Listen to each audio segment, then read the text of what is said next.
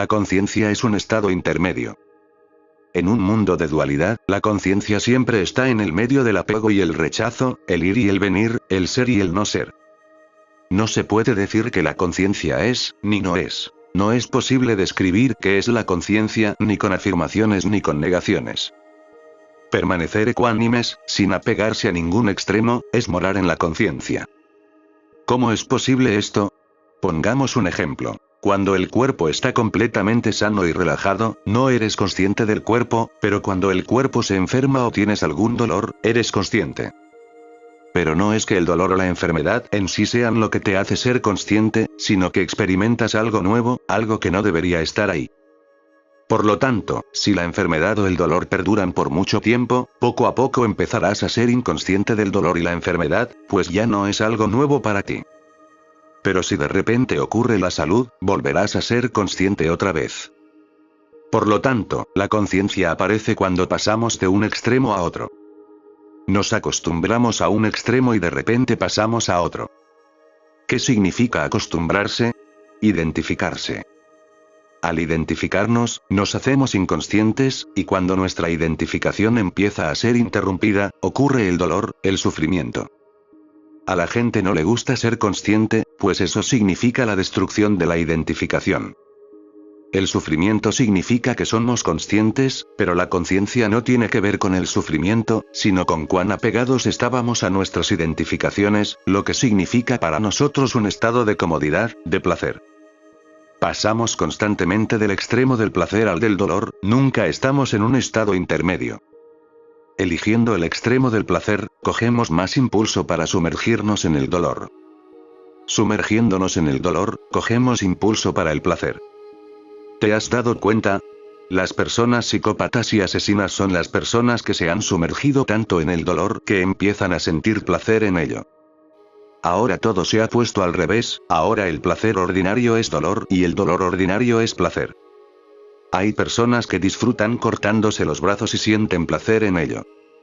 La persona criminal, psicópata, se ha sumergido tanto en el sufrimiento, se ha apegado a él, que tiene que cometer actos violentos para seguir alimentando ese dolor que ahora considera placer. Hoy en día, la humanidad está empezando cada vez más a irse a los extremos, por eso hay tantas orientaciones sexuales hoy día. El cerebro tiene su propio mecanismo de autoprotección contra el sufrimiento, y lo que hace es transformar el sufrimiento constante en placer, todo como un mecanismo de autosupervivencia. Por eso, las personas maltratadas por mucho tiempo se convierten en masoquistas. Su propio mecanismo de autodefensa mental ha hecho del maltrato un placer. Este es el peligro de irse a los extremos, y todo el mundo vive en los extremos. La gente ordinaria, la mayoría, vive moviéndose entre dos extremos. Bien y mal, lindo y feo. Y estas personas ordinarias llaman locas a personas que eligen extremos opuestos. Pero ambos viven en un estado de locura porque no logran encontrar un estado de paz y equilibrio, donde es posible el entendimiento profundo de la realidad. La mayoría de religiones se basan en la filosofía de permanecer en el medio. Tomemos el ejemplo de los Hare Krishna, que es una de las religiones que conozco más hasta ahora.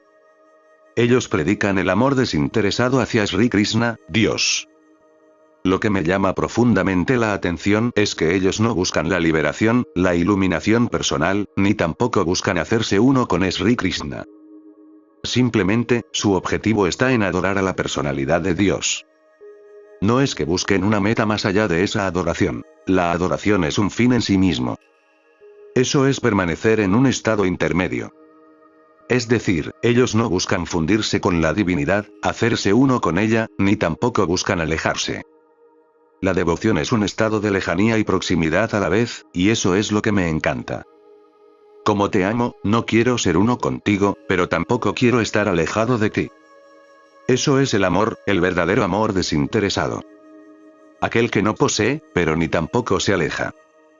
Eso es estar en un estado intermedio.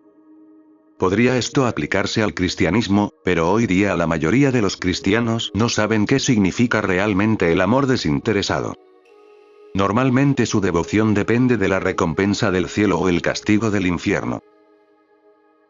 Eso también es lo que ha predicado Buda, sobre todo en su segundo giro de enseñanzas, el Mahayana, en donde un Buda no desaparece en el Nirvana, pero tampoco forma parte de este mundo.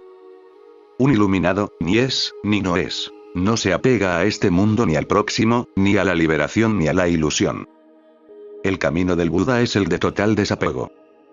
El vehículo Mahayana del Buda es el vehículo universal, no tienes que ser monje para practicarlo, simplemente tienes que cultivar la compasión, el amor universal por todos los seres, como también reconocer que todos los seres están vacíos, no hay ningún ser en ningún lado.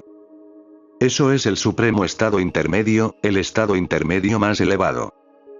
Por eso, si queremos ser realmente conscientes, veamos el placer y el dolor como lo mismo, sin apegarnos a él, pero tampoco sin rechazarlo. También, si amamos a nuestra esposa o esposo, no nos apeguemos a estar cerca de él o ella, pero tampoco busquemos alejarnos. Eso es cultivar un amor desinteresado. Buscar el estado intermedio en todo es un arte, el arte de ser conscientes.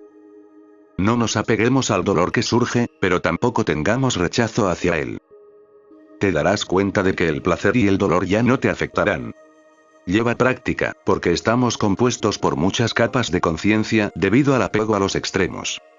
Cuando permaneces en el estado intermedio de la conciencia, todo el mundo cobra frescura, tus ojos se purifican y ahora no ves de acuerdo al pasado ni al futuro, pues estos ocurren debido al apego a los extremos. Ves todo como si fuera la primera vez, como recién nacido. Viendo de esta forma, siempre habrá conciencia porque la conciencia, recuerda, ocurre cuando experimentas algo nuevo, algo que no esperabas. Como ves todo nuevo ahora, siempre habrá conciencia porque ahora experimentas cada segundo la realidad siempre cambiante, no estática. Todo es asombroso, todo es un éxtasis. No hay pasado ni futuro, porque no hay identificación o apego. En un estado de éxtasis tienes energía para todo, no hay pereza, no hay quejas, no hay odio, celos. Todo estado negativo desaparece porque los estados negativos son estados de inconsciencia, de falta de energía. Con la conciencia tienes energía infinita. Se dice en la Biblia que el cielo siempre será de día, no habrá noche. Eso significa que nadie dormirá.